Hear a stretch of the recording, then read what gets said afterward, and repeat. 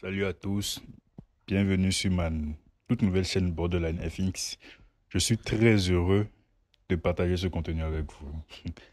Donc, dans cette vidéo, nous allons revenir sur deux positions que j'ai prises cette semaine. Ces positions concernent principalement l'euro USD et l'indice du dollar. Mais avant de plonger dans l'analyse, après l'intro, je prendrai 60 à 2 minutes pour vous expliquer ce qui m'a poussé à créer cette chaîne. Une petite parenthèse juste pour vous permettre de mieux comprendre la démarche de Borderline FX. Ensuite, nous passons directement à l'analyse des marchés. Donc, sans plus tarder, commençons. Juste un petit rappel avant qu'on ne démarre. Ce contenu est à titre éducatif. Le trading comporte des risques, donc soyez prudents et prenez vos décisions en connaissance de cause. Bon, une fois que tout ça c'est clair, maintenant on peut commencer. Bienvenue sur ma chaîne Borderline FX. Donc, comme je l'ai dit avant l'intro, je vais vous expliquer un peu quels sont les objectifs, quelle est la vision plutôt de ma chaîne. Donc, les gars, j'ai décidé de créer cette chaîne pour vous, pour un public francophone, d'accord? Je ne tiens pas à révéler forcément mon identité et tout. Je le ferai peut-être au fur et à mesure que la chaîne évoluera, bien sûr. Donc, j'ai décidé de faire cette chaîne pour ceux qui habitent dans des pays francophones, d'accord? J'ai décidé de faire cette chaîne pour ceux qui habitent dans les pays francophones parce que s'il y a un truc que j'ai constaté, c'est que la plupart des stratégies qui se trouvent sur YouTube et autres sont beaucoup plus axées en anglais, d'accord? Sont beaucoup plus pour les anglais, sont beaucoup plus pour un public anglophone, d'accord? Donc j'ai décidé de faire cette chaîne non pour ceux qui ne comprennent pas bien l'anglais et tout. Donc, voici un peu la raison pour laquelle j'ai fait cette chaîne. Donc, sur cette chaîne, nous allons parler exclusivement de ICT Concept, d'accord? La stratégie se base sur une stratégie que j'ai apprise aussi d'un mentor, d'accord? Ce n'est pas une stratégie qui vient entièrement de moi. On va pas se mentir, ce n'est pas moi qui ai créé la stratégie, d'accord? C'est mon mentor, le GOAT, ICT Concept, ICT. Donc, nous allons utiliser les concepts de ICT ici pour analyser le marché. Et quand je dis les concepts de ICT, ne vous me prenez surtout pas. Je parle d'une seule et une seule stratégie, d'accord? Alors que nous faisons, nous, en tant que traders, surtout lorsqu'on débute dans le domaine du trading, du marché boursier, de l'investissement en bourse et tout, c'est que on se dit qu'il nous faut plusieurs stratégies pour pouvoir être rentable. Mais c'est faux en fait. Le trading, c'est la simplicité, d'accord? Le trading, c'est la simplicité. Donc, vous allez voir qu'il y a des traders, ils mettent des graphes, ils mettent des indicateurs par-ci, par-là, à tel point qu'on n'arrive même plus à voir les bougies, les belles bougies du marché. Non, ici, ça ne sera pas ça. D'accord, les gars? Ici, ça ne sera pas ça. Ici, ça sera uniquement, d'accord? Ici, ça sera uniquement du ICT Concept. Uniquement du ICT Concept. C'est uniquement avec ça, je vais traîner le marché d'ici, du début jusqu'au jour où je décide de ne plus faire de vidéos sur cette chaîne ou de juste supprimer ma chaîne. D'accord, les gars? Uniquement du ICT Concept. Bon, sans plus tarder, nous allons commencer. Donc, la semaine dernière, j'ai eu deux opportunités sur le marché du Forex et sur l'indice du dollar, d'accord? L'USD dollar index. Donc, j'ai eu une opportunité de vente sur l'indice du dollar et une opportunité d'achat sur l'indice, sur l'euro USD, le Forex, d'accord? Donc, je vais vous expliquer comment j'ai fait pour analyser le marché, prendre cette position, d'accord? Prendre cette position et prendre mon TP qui se trouve là.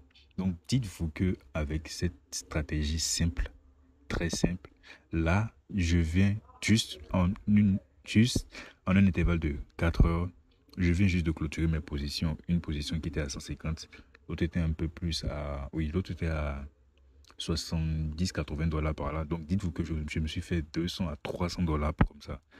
En moins de 24 heures, je vous dis, en 4 heures là, juste, c'est énorme au fait. D'accord? C'est énorme. Et moi, je dis juste que j'ai fait 200 à 300 dollars par là. Je vous dis que sûrement sur cette même position, il y a quelqu'un quelque part là-bas dans le monde qui s'est fait exactement 10 000 dollars sur cette position. D'accord? 10 000 dollars, peut-être c'est un peu exagéré. Non, en vrai, c'est même pas exagéré. On va même pas se mentir, c'est pas du tout exagéré. Il y a un gars qui s'est sûrement fait 10 000 dollars sur cette position. Tout dépend de son risque, les gars. Les gars, je vous dis, il suffit juste de vous prendre une seule stratégie. Et ici, vous êtes sur la bonne chaîne parce que je vais vous expliquer une seule stratégie. Bien sûr, la stratégie la plus simple qui m'a aidé à faire les 300 dollars cette journée en moins de 24 heures, d'accord? Donc, abonnez-vous, restez jusqu'à la fin, suivez la vidéo jusqu'à la fin parce que je vais expliquer comment j'ai analysé l'euro USD. Chaque jour, je vous enverrai de nouvelles vidéos. Donc, restez abonnés, activez la cloche de notification et likez cette vidéo si ça vous intéresse, bien sûr. Si vous aimez la vidéo, likez. Dans le cas contraire, il y a l'autre pouce qui est là. Donc, commençons. Là, nous sommes sur l'euro USD. Donc, avant de vous expliquer comment j'ai fait mon analyse d'aujourd'hui, je vais vous expliquer un tout petit peu un concept d'ICT, d'accord? Donc, qu'est-ce que notre mentor ICT dit? ICT dit un truc primordial. Le marché évolue de liquidité en liquidité, d'accord? Donc, il dit que le marché évolue de liquidité en liquidité. Disons que ça, c'est un marché. Ok, ça, c'est un marché. D'accord?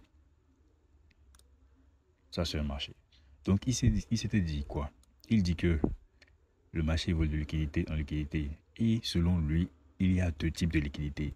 Les liquidités externes et les liquidités internes. D'accord? Je n'ai pas ici, je vais tout expliquer. Mais juste pour vous faire un briefing, d'accord, un résumé. Ça, ce sont les liquidités externes. D'accord? Ça, ce sont les liquidités externes. Et ça, ce sont les liquidités internes. D'accord? Ça, ce sont les liquidités internes. D'accord? Donc, ça, externe. Ceux-là sont des liquidités externes. Ça, ce sont des liquidités internes. D'accord? Une fois que vous avez compris ça, on peut commencer. Parce que je dis ça parce que la stratégie se base exclusivement sur la liquidité. D'accord?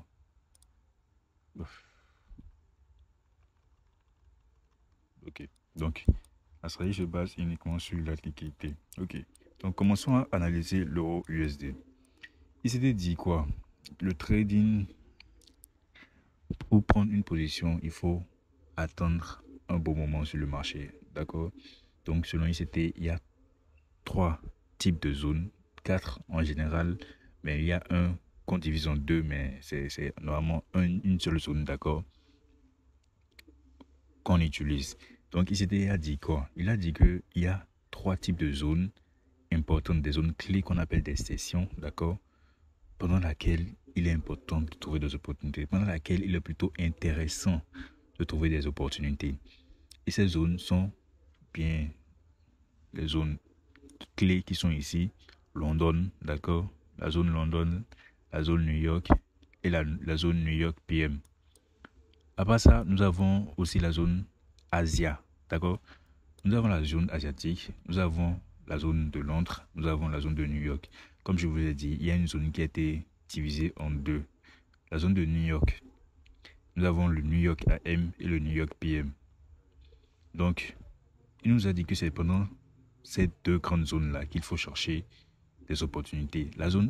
Pendant la session asiatique, au fait, on ne cherche pas d'opportunités, on ne trade pas pendant la session asiatique. Donc, il s'était dit que le trading, pour trouver de bonnes opportunités dans le trading, il y a différents temps pendant lesquels il faut les trouver. Mais dans ces temps, il s'était les a nommés des sessions. D'accord? Donc, ces sessions, nous avons la session asiatique, la session de Londres, la session asiatique. Nous avons la session asiatique, la session de Londres, la session de New York. D'accord? Donc, ça fait 3 sessions. Maintenant, la session de New York est divisée en 2 sessions. Nous avons New York AM, le New York de la matinée, d'accord, et New York PM, New York de la soirée. Ma time zone est toujours en UTC-5. Là, en bas, vous verrez bien UTC-5.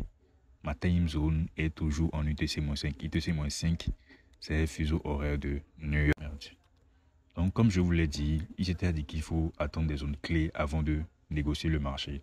Donc, moi, je me suis réveillé le matin. J'ai vraiment pas intégré la saison de Londres. J'étais un peu occupé. Donc, j'ai attendu ma zone clé qui était la saison de New York. D'accord? Donc, pendant ma saison de New York, moi, j'ai une plage horaire d'une heure dans laquelle je sais qu'il y a toujours une opportunité qui se trouve.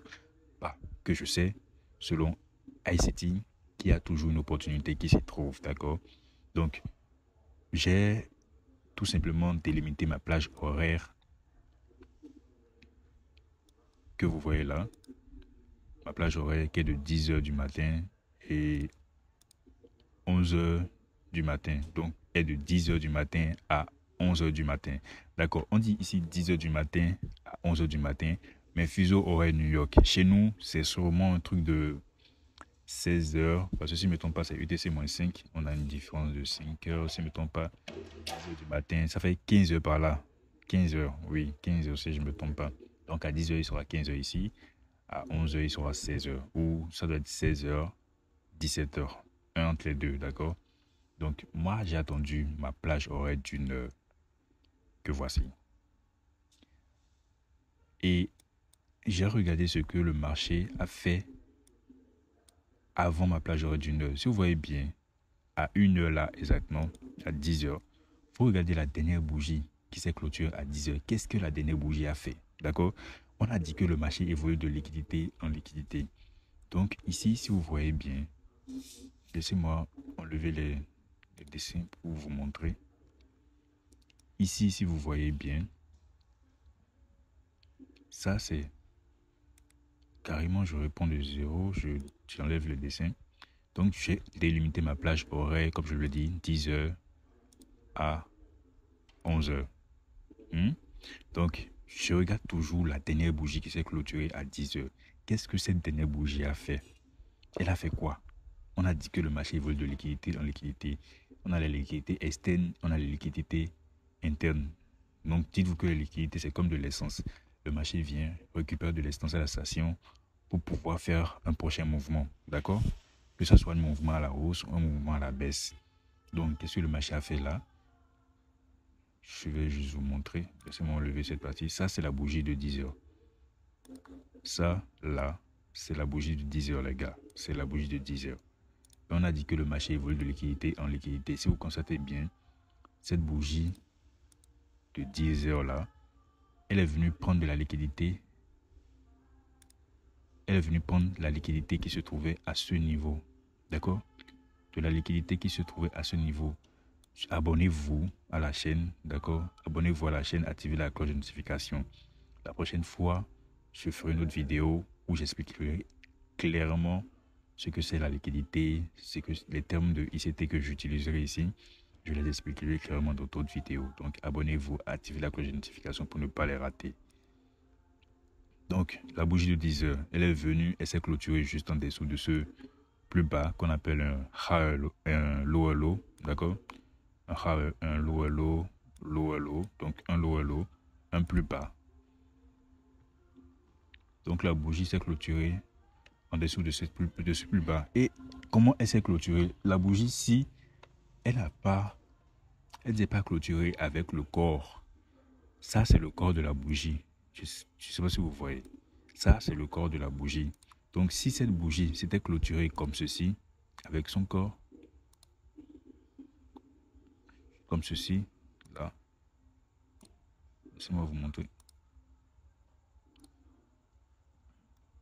Si cette bougie s'était clôturée comme ceci, je dessine juste pour vous montrer, avec son corps là, on n'allait pas considérer ça comme une prise de liquidité, d'accord?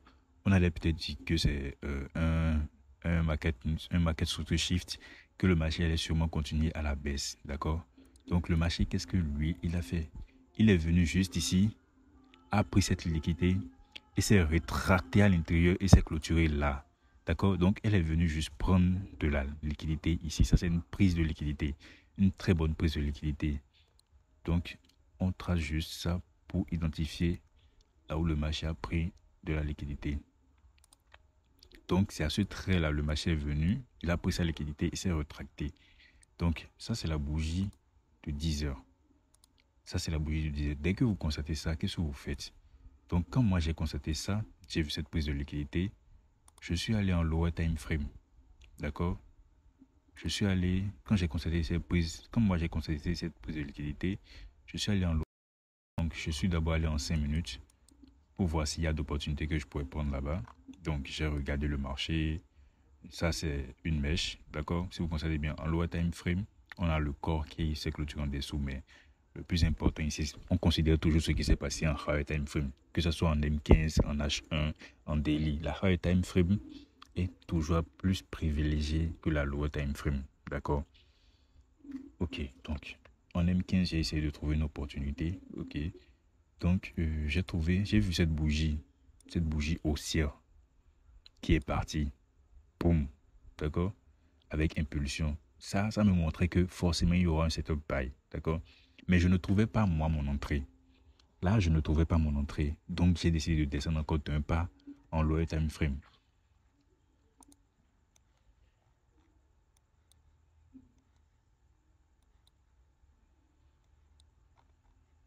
Donc, j'ai décidé de descendre d'un pas en lower time frame. En lower time frame, là, je vois le setup, je vois la configuration qui me permet d'entrer dans le marché. Hmm? Donc, il s'était dit qu'il y a des zones clés où le marché revient avant de continuer sa tendance, où le marché revient avant de continuer sa tendance. Bon, pour les, si vous voulez, pour d'autres, ceux qui utilisent la stratégie retail, bon, en tout cas les autres stratégies, résistance, support, marché, trendline et tout, ce sont des zones clés un peu comme ça, mais c'est pas ça qu'on utilise ici, d'accord? On n'utilise pas ça ici. Donc, comment moi j'ai su qu'il y aura un setup buy? Déjà, on a eu la prise de liquidité qui est en H1 et la bougie s'est retractée. Ça nous montre déjà que le marché ne voudrait pas trop aller vers le bas. Le marché est juste venu prendre de la liquidité, donc de l'essence pour partir. Maintenant, il nous faut une confirmation du fait que le marché veut vraiment partir. Ok. Donc, je viens en lower time frame ici. En 3 minutes, je regarde qu'est-ce qui s'est passé. Ah, ici, on constate que on a eu, on a eu cette bougie haussière, d'accord? Puis cette bougie baissière. Donc, qu'est-ce que le marché a fait? Qu'est-ce que le marché a fait? Donc, qu'est-ce que le marché a fait? Le marché s'est retourné avec violence. Donc, on appelle ça de l'impulsion. Le marché s'est retourné avec impulsion à ce niveau, si vous voyez bien. Le marché s'est retourné avec impulsion. Et en se retournant avec impulsion, qu'est-ce qu'il a fait? Il a cassé le plus haut, ou carrément ici, si vous voulez, il a cassé cette bougie-ci. C'est ce qu'on appelle un market structure shift. D'accord, les amis? C'est ce qu'on appelle un market structure shift. Market structure shift, c'est que c'est un changement de direction du marché. Je ne sais pas si vous comprenez. Bon, ceci n'est pas à proprement parler un market structure shift, mais dans les autres vidéos, je vous expliquerai exactement ce que c'est. D'accord? Mais dites-vous que c'est ce qui m'a permis, c'est ce qui m'a montré que le marché veut réellement aller à la hausse. D'accord? C'est ce qui m'a montré que le marché veut réellement aller à la hausse. Donc, quand j'ai vu ça, qu'est-ce que j'ai fait? Non seulement le marché nous a donné un signal pour un paille, mais nous a laissé aussi une zone clé. C'est ce qui est très important. Après une prise de liquidité, le marché casse la dernière bougie baissière, nous montrant que après une prise de liquidité, le marché nous montre que le marché retourne avec violence. D'accord? Après une prise de liquidité, le marché se retourne avec violence en cassant la dernière bougie baissière. Donc, quand le marché se retourne avec violence et casse la dernière bougie baissière, on appelle cette bougie baissière, en temps normal, un order block. Cette bougie baissière, c'est un order. Oh, je vais diminuer cette couleur, d'accord? Cette dernière bougie baissière, c'est un order block. C'est aussi une zone clé. C'est aussi une zone clé où le marché revient retester et repart à la hausse ou à la baisse. D'accord? Donc ici, le marché nous a montré qu'il veut plutôt partir à la hausse. Donc cette bougie-là est utilisée comme order block. Donc certaines personnes peuvent se positionner sur cette bougie et partir à la hausse. Mais moi, je ne privilégie pas trop les order blocks. Je préfère beaucoup plus utiliser ce cap qui est ici, qu'on appelle un FVG. Ça, c'est mon FVG. Je préfère beaucoup plus utiliser l'FVG. D'accord? Donc, j'ai positionné juste ma zone clé, j'ai dessiné ma zone clé. Et qu'est-ce que j'ai fait? Ça se voit déjà, non, les gars. Qu'est-ce que j'ai fait? Là, je me suis positionné à 50% de mon FVG. Je me positionne à 50% de mon FVG pour avoir, en fait, pas pour avoir un entrée sniper, mais pour avoir moins de marge dans ma zone SL. Je ne veux pas que le marché aille trop dans ma zone SL, d'accord? Donc, là, j'ai positionné mon SL en dessous de l'order block, d'accord? Et j'ai target 4R. Donc, j'ai pris un risque de 1. J'ai pris un risque de 1 pour 4R. Dites-vous que ici, j'avais risqué $30 sur cette position. D'accord? Laissez-moi vous montrer combien ça me fait en temps normal. Là, on a tué un SL2. Ok. Ah ouais, j'avais risqué $23 si je ne me trompe pas. $23. D'accord? Pour un TP2. Mais en fait, dites-vous que mon TP n'a pas été atteint. J'avais mis le TP à $100. J'ai essayé d'être un peu gourmand. J'avais mis mon TP là à $100. Donc, mon TP était à $100. Et puis, j'étais pas devant le marché quand... Si vous constatez bien, mon TP était à $100. Donc, j'étais pas devant le marché quand le marché était allé jusqu'à mon TP. Il ne m'a pas déclenché, n'a pas déclenché mon TP. Ça a raté mon TP de quelques pips, si vous voyez. Et a fait ce retracement. Donc, quand moi j'étais revenu, le marché était déjà quelque part ici. Et j'ai été obligé de refermer mon marché juste en dessous là. Ce qui m'a rapporté un truc de, voilà, $70 par là. J'avais fait mes $70. Un truc de $70. Ça m'a un peu fait mal, mais c'est pas grave. C'est pas grave, l'analyse était bonne et tout. Donc, si vous considérez bien, j'ai juste placé mon ordre là à 50% de mon FVG. Qu'est-ce que le marché a fait? Le marché est venu, nous a retesté, nous a déclenché, d'accord? Est revenu vers l'euro, est redescendu, nous a encore déclenché. Bon, nous avait déjà déclenché, donc est revenu retester notre zone importante, a retesté notre zone et boum, le marché a commencé à partir, juste parti comme ça, les gars. C'est juste beau. C'est une technique simple. Est-ce que j'ai mis des trucs compliqués dedans? Rien. Et c'est la technique de ICT. C'est pas ma technique, les gars. C'est pas ma technique. J'ai appris ça d'ICT. Donc, suivez la vidéo jusqu'à la fin. Donc, je vais pas trop faire durer cette vidéo. Allons maintenant analyser l'indice du dollar. Pour l'indice du dollar, les gars, j'ai fait la même chose. Ok, laissez-moi vous montrer les points d'entrée. Ça, ce sont les points d'entrée. D'accord? Je ne sais pas si vous voyez, vous allez bien voir là, 10h, 11h. Là, ce sont les points d'entrée, euro USD. C'est mon point d'entrée sur l'euro USD. Vous voyez, là, c'est mon point d'entrée sur le dollar, l'indice du dollar. Vous voyez, n'est-ce pas? Donc, je ne suis pas venu pour vous mentir ou je ne suis pas venu. Ce n'est pas une simulation de trade. Non, non, non, non. C'est vraiment des positions que j'ai prises.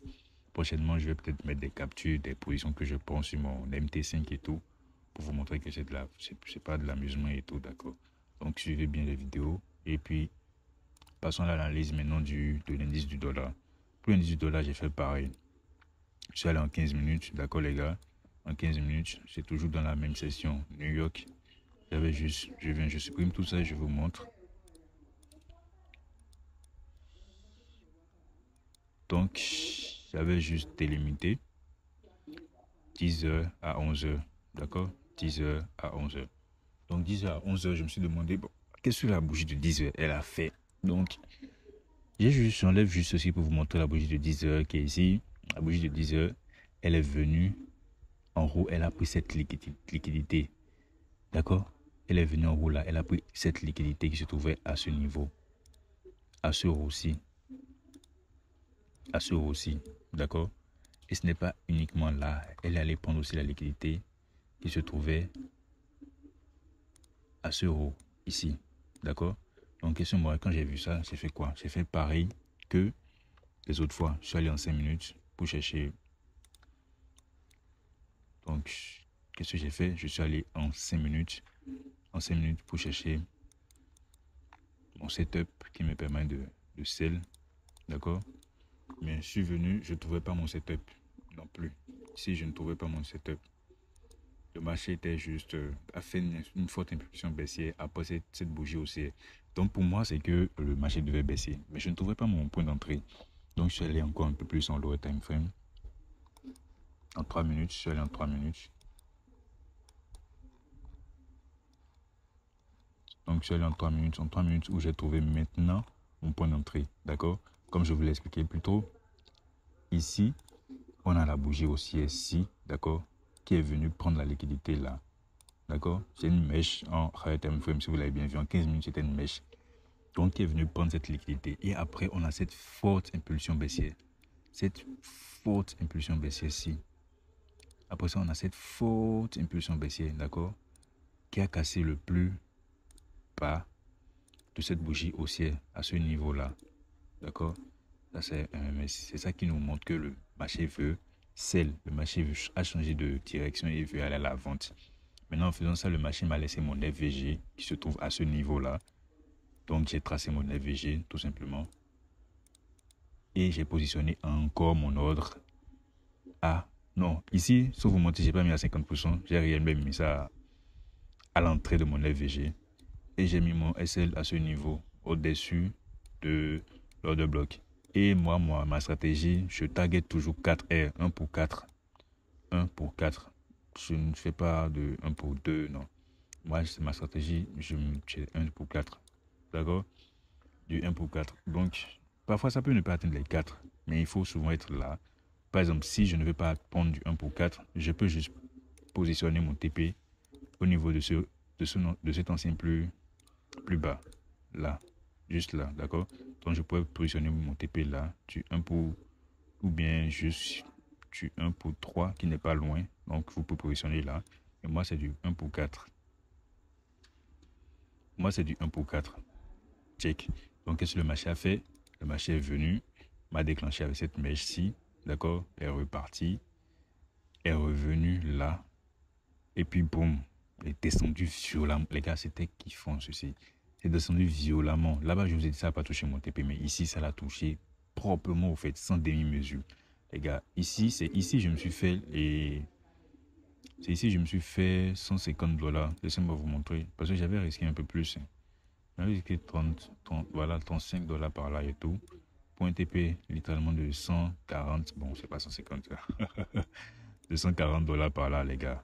$140. Franchement, c'était une superbe journée pour moi. Je ne sais pas pour vous de votre côté, hein, mais pour moi, c'était une superbe journée. Dans ce domaine, il ne faut pas se comparer aux autres traders. C'est ce qu'il faut savoir. Il faut se comparer à soi-même, être meilleur que soi. D'accord? Donc, je ne me compare pas trop aux autres qui ont fait $2000, $4000. C'est ce qui font moi-même, je voudrais faire ça. Mais pour l'instant, je vais mollo jusqu'à avoir un certain capital. Parce que si j'ai $1000, je peux bien et bien risquer là $200. D'accord? Mais pour l'instant, je n'ai pas mis un capital de $1000 dessus. J'ai voulu quitter les $300 pour les deux. J'ai voulu quitter les $300 pour les $2000. D'accord? Donc, j'ai décidé de risquer d'abord $30. Dès que j'ai passé le cap plutôt des $1000, là maintenant, je peux me permettre de risquer $100 par trade. D'accord? $100 par trade, c'est beaucoup aussi. Hein? Chacun a son risk management. Donc, laissez-moi, ne me dites pas qu'il faut risquer $1 par trade. Non, chacun a sa manière de trader. Donc, les gars, c'est un peu ça. Donc, c'est tout pour aujourd'hui. Je ne vais pas faire durer encore la vidéo plus que ça. C'est déjà trop long. Je vous remercie de m'avoir suivi pour ceux qui sont venus jusqu'à ce niveau. Donc, n'oubliez pas de vous abonner, d'activer la cloche de notification et vous serez informés pour de nouvelles vidéos. Pour ceux qui veulent vraiment apprendre cette stratégie, je ferai d'autres vidéos où je ferai les analyses. Donc, en suivant mes vidéos, vous finirez par comprendre ma stratégie. Et je fais aussi d'autres vidéos pour un peu plus expliquer certains thèmes, d'accord? C'est une stratégie simple, au fait. Je vous raccourcis, au fait, au moins 3 ans, 3 à 2 ans de formation. Je suis formé pendant 3 à 2 ans. Je suis dans le domaine depuis 3 à 2 ans, d'accord? Je vous raccourcis tout en quelques vidéos de 20 minutes et tout. Donc, félicitations à tous ceux qui sont venus ici. Ça prouve que vous en voulez vraiment. Donc, n'abandonnez pas. Continuez comme ça. Bon. Prenez soin de vous et bon trade.